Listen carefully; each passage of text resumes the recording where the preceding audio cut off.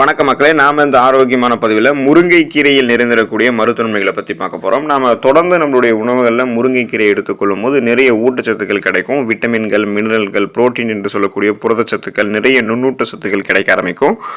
முருங்கைக்கீரை நம்மளுடைய உடலினுடைய நோய் எதிர்ப்பு சக்தி திறனை அதிகரித்து பலவிதமான நோய்களை நமக்கு குணப்படுத்தும். புதுதாக சீசனாக அட்டாக் ஆகக்கூடிய பாக்டீரியா, வைரஸ் போன்ற அந்த பருவகால தொற்று நோய்களையும் வராமல் தடுத்து உடலை ஒட்டுமொத்தமாக ஆரோக்கியமாக வைக்கும்.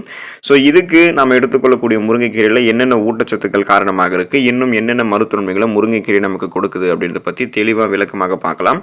அதை பற்றி பார்க்குறதுக்கு முன்னாடி இந்த வீடியோவுக்கு மட்டும் ஒரு லைக் கொடுத்துட்டு இந்த தகவலை உங்களுக்கு தெரிஞ்சவங்களுக்கும் ஷேர் பண்ணிவிடுங்க. ஏன்னா இது அவங்களுக்கும் பயனுள்ளதாக இருக்கக்கூடிய ஒரு ஆரோக்கியமான பதிவு தான். இது போன்ற அப்டேட்ஸ்கள் நீங்கள் தொடர்ந்து பார்க்குறதுக்கு நம்மளுடைய ஹெல்த் நியூஸ் தமிழ் சேனலை மறக்காமல் சப்ஸ்கிரைப் பண்ணி வச்சுக்கோங்க. பக்கத்தில் இருக்கக்கூடிய பெல் பட்டனையும் கிளிக் பண்ணி ஆல் அப்படின்ற ஆப்ஷனையும் செட் பண்ணி வச்சுக்கிட்டீங்க அப்படின்னா நான் போடக்கூடிய எல்லா அப்டேட்ஸும் உங்களுக்கு நோட்டிஃபிகேஷன் அடிக்கடி வந்து சேரும். சரி வாங்க மக்களே, இப்போ வீடியோக்குள்ளே போயிடலாம். உடல் எடையை எந்த விதமான சைடு எஃபெக்டும் இல்லாமல் ஆரோக்கியமான முறையில் வந்து பராமரிக்கிறதுக்கு, நம்ம உடல் எடையை குறைத்து கொண்டு நலமோடு இருக்கிறதுக்கெல்லாம் நம்ம வந்து என்ன பண்ணலாம் அப்படின்னா முருங்கைக்கீரை எடுத்துக்கலாம். ஊட்டச்சத்துக்கள் அதிகமாக முருங்கைக்கீரையில் இருக்குது, ஆனால் கலோரிகள் வந்து குறைவாக தான் இருக்குது. ஸோ கலோரிகள் குறைவாக இருக்கக்கூடிய உணவுகளை எடுத்துக்கொள்ளும் போது தான் நமக்கு உடல் எடை வந்து குறைய ஆரம்பிக்கும். இப்போ முருங்கைக்கீரை நம்மளுடைய பசியை கண்ட்ரோல் பண்ணும், உடலினுடைய மெட்டபாலிசம் அந்த வளர்ச்சிதை மாற்றத்தை அதிகரிக்கும், ஏற்கனவே நம்மளுடைய உடலில் தேங்கி இருக்கக்கூடிய கொழுப்பு சத்துக்களை குறைத்து நமக்கு ஆற்றலாக மாற்றி உடல் எடையை குறைக்கிறதுக்கு ஹெல்ப் பண்ணும். அப்போ நம்ம அதிகமாக கலோரிகள் இருக்கக்கூடிய உணவுகளை சாப்பிட்றதை கண்ட்ரோல் பண்ணிக்கும், பசி கண்ட்ரோலாக இருக்கிறதால.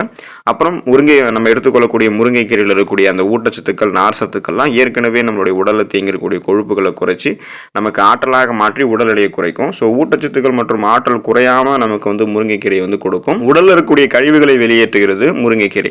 முருங்கைக்கீரை இயற்கை கழிவு நீக்கி அப்படின்னு சொல்லுவாங்க. இது வந்து நம்மளுடைய உடல்ல இருக்கக்கூடிய கழிவுகளை நீக்கிறதுக்கு ஹெல்ப் பண்றதுக்கும் நமக்கு உதவிகரமாக இருக்கும்.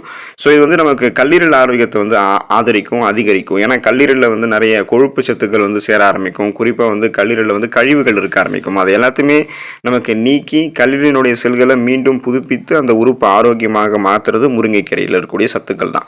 ஸோ நம்ம எப்போதுமே ரெஃப்ரெஷ்மெண்ட்டாக புத்துணர்ச்சியாக வைத்துக் கொள்வதற்கு நம்மளுடைய உடலில் இருக்கக்கூடிய கழிவுகளை முதல்ல வெளியேற்றணும். அப்போ தேவையில்லாத நச்சுக்கிருமிகள், கழிவுகள் அது எல்லாத்தையுமே ரிமூவ் பண்ணுறதுக்கு தொடர்ந்து நம்மளுடைய உணவுகளில் முருங்கைக்கீரை வந்து எடுத்துக்கொள்ளலாம். சருமம் மற்றும் தலைமுடி ஆரோக்கியத்தை மேம்படுத்துகிறது முருங்கைக்கீரை. பளபளக்கக்கூடிய சருமம் மற்றும் கருகருவன் நீளமாக வளரக்கூடிய கூந்தல் வந்து நமக்கு கொடுக்கக்கூடியது முருங்கைக்கீரை. முருங்கைக்கீரையில் ஆன்டி ஆக்சிடென்ட்கள் மற்றும் விட்டமின்கள் நிறைய இருக்கிறதால இது நம்மளுடைய உடலில் பரவக்கூடிய தீங்கு விளைவிக்கக்கூடிய செல் பரவலான ஃப்ரீ ரேடிக்கல்ஸ் அந்த செல் பரவலை எதிர்த்து போராடுவதற்கு ஹெல்ப் பண்ணும்.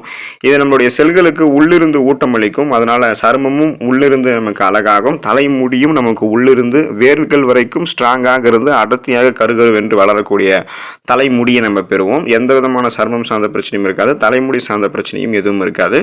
மூளை ஆரோக்கியத்தை மேம்படுத்துகிறது முருங்கைக்கீரை. நம் மூளையினுடைய ஆற்றலை இயற்கையான முறையில் முருங்கைக்கீரை அதிகரிக்கும். முருங்கைக்கீரையில் இருக்கக்கூடிய ஆன்டி ஆக்சிடென்ட்கள் மற்றும் ஊட்டச்சத்துக்கள் நம்முடைய நினைவாற்றல் வந்து நல்ல முறையில் இயங்குவதற்கு ஹெல்ப் பண்ணும். நம்முடைய கவனத்தை வந்து அதிகரிக்கும். நினைவாற்றல் தொடர்பான பிரச்சனைகளுக்கு எதிரான பாதுகாப்பு அளித்து பார்க்கின்சன், அல்சைமர் போன்ற நரம்பியல் சார்ந்த அந்த மரபியல் சார்ந்த நோய்களை வந்து நமக்கு கியூர் பண்ணிடும். அதனால நம்ம எதையுமே எளிதில் கற்றுக்கொள்ளக்கூடிய திறன், எதையுமே வந்து கூர்மையாக அணுகக்கூடிய திறன், இதெல்லாமே பெற்று நம்ம ஒரு ஃபாஸ்ட் லேனராக சிந்தித்து செயல்பட ஆரம்பிக்கிறதுக்கு முருங்கைக்கீரை நமக்கு ஹெல்ப் பண்ணும். இதே ஆரோக்கியத்துக்கு ரொம்ப ரொம்ப ஹெல்ப் பண்ணுது முருங்கைக்கீரை. நமது உடலில் இருக்கக்கூடிய தேவையில்லாத கொலஸ்ட்ரால்கள், அந்த கொழுப்பை குறைக்கிறதுக்கு முருங்கைக்கீரை ஹெல்ப் பண்ணும்.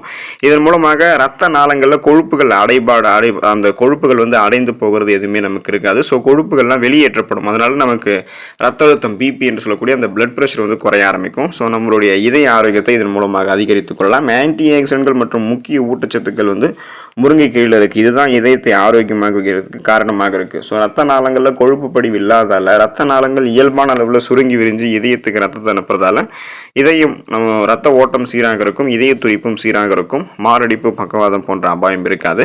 ரத்தத்தில் சர்க்கரையினுடைய அளவை கண்ட்ரோலாக வைத்துக் கொள்வதற்கு முருங்கைக்கீரை ரொம்ப ரொம்ப ஹெல்ப் பண்ணும். ஸோ சுகர் பேஷண்ட்ஸ் வந்து முருங்கைக்கீரையை அளவோடு சாப்பிடலாம்.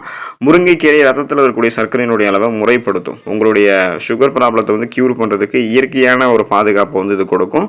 இது உங்களுடைய உணவுக்கு அப்புறம் உங்களுடைய ரத்தத்தில் சர்க்கரையினுடைய அளவை அதிகரித்து விடாமல் பாதுகாக்கும். ரத்தத்தில் இருக்கக்கூடிய அந்த சுகருடைய அளவை கண்ட்ரோல் பண்ணி நாளடைவில் அந்த சுகர் பிரச்சனை வந்து விடுபடணும்னு நினைச்சிங்கன்னா அளவோடு உங்களுடைய டயட்டில் வந்து சுகர் பேஷண்ட்ஸ் வந்து முருங்கைக்கீரையை சேர்த்துக்கலாம். சுகர் ப்ராப்ளம் வரக்கூடாது என்று நினைக்கிறவங்க இப்போ இருந்தே முருங்கைக்கீரையை சாப்பிடலாம்.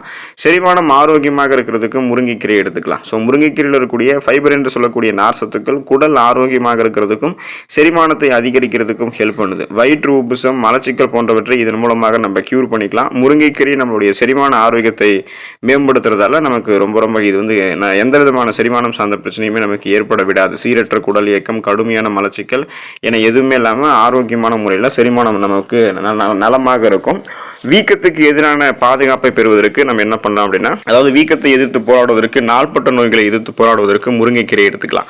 முருங்கைக்கீரையில் வீக்கத்துக்கு எதிரான குணங்கள் அதிகம் இருக்கு. இயற்கையாகவே நம்மளுடைய மூட்டு வலியை வந்து குறைக்கிறதுக்கு முருங்கைக்கீரை ஹெல்ப் பண்ணும். மூட்டு வலி, வீக்கம், நாள்பட்ட வீக்கம் இது எல்லாத்தையுமே கியூர் பண்ணிக்கலாம்.